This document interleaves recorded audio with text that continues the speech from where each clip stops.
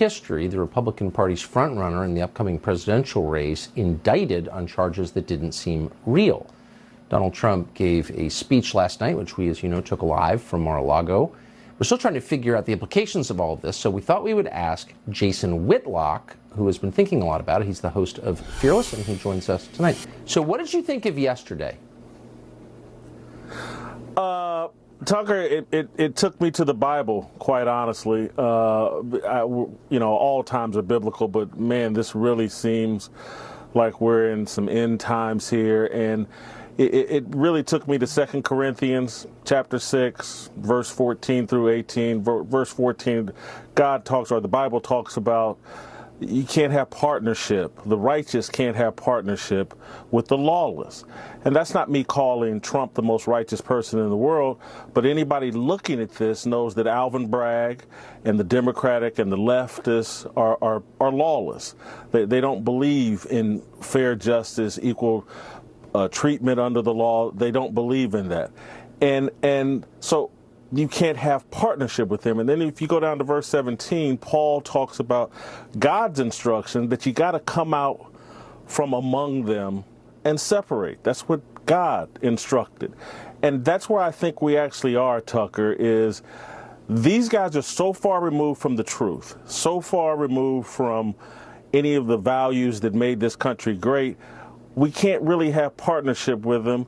And my mindset went to secession, that we have to separate. We have to come out from among them. They're so unrighteous. They're so unclean that, finding common ground is impossible with people who think men can become women, who told us, hey, look, we just want two men to be able to get married, and there's no slippery slope.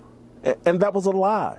And we've seen the slippery slope. Now it's drag queens reading books to kids. Now it's taking kids to drag queen shows. Now it's mutilating kids and infecting them with gender dysphoria and using it as an excuse to cut off their breast or cut off their penis.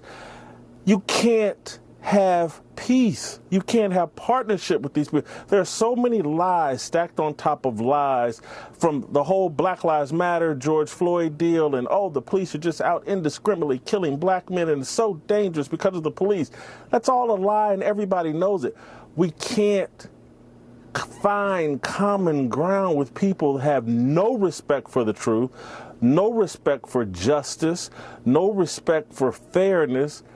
We have to think about going our separate ways. And whether that's through secession or whether that's through some sort of national divorce, it has to be on the table, because you just can't find common ground with people this delusional who think that they're God and they can make up the rules.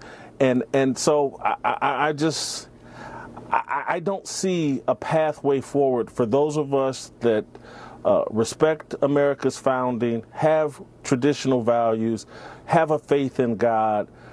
We got to separate. And I don't care how it's done, but I just don't see a way to coexist with people this far removed from truth. I think most decent people, no matter where they live or who they vote for, want to find common ground. I don't see any effort to find common ground from the other side. Do you? Or looking for it, want to see it, don't see it? No. And look, there was a time I had many liberal friends that I loved, and I could find common ground with them. But now, if I have to agree that men can get pregnant, I have to agree that children should be subjected to drag queens, can't do it. Yeah. Last question. Do you think that there is underneath it all, maybe in hiding, a large group of people who are fundamentally liberals or Democrats who actually do agree with you but are afraid to say so and will at some point, make their voices heard? Or do you think they just don't exist anymore? I think they exist. Some people want to occupy the corner office. Marissa Bayless? She wants to build it.